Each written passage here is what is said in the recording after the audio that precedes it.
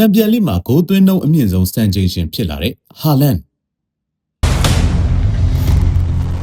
မန်စီးတီးတိုက်စစ်မှုဟာလန်ဟာချန်ပီယံလိမှာဂိုးသွင်းနှုန်းအကောင်းဆုံးတိုက်စစ်မှုဖြစ်ရပ်တည်နိုင်ခဲ့ပါတယ်။ဟာလန်ဟာရီယယ်မက်ဒရစ်ကိုအနိုင်ရခဲ့တဲ့ပွဲမှာချန်ပီယံလိပွဲ90ပြည့်ပွဲအဖြစ်ကစားခဲ့တာဖြစ်ပြီးမန်စီးတီးရခဲ့တဲ့အနိုင်ဂိုးကိုပယ်နယ်တီကတဆင့်သွင်းယူနိုင်ခဲ့တာကြောင့်ချန်ပီယံလိမှာပွဲ90ပွဲထွက်ကစားပြီး50ဂိုးအထိသွင်းယူနိုင်ခဲ့သူဖြစ်ခဲ့တာပါ။အဲဒီလိုသွင်းယူနိုင်ခဲ့တာကြောင့်ဟာလန်ဟာချန်ပီယံလိပြိုင်ပွဲသမိုင်းမှာ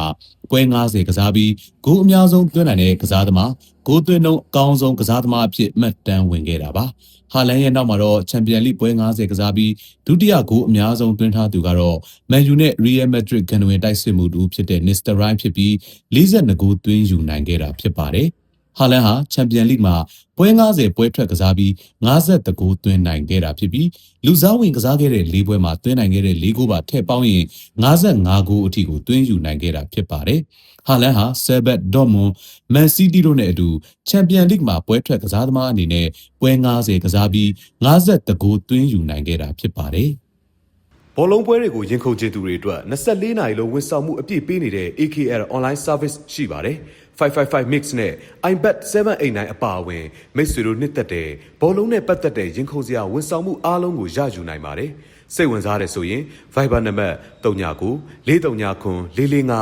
335ကိုဆက်သွယ်နိုင်ပါတယ်။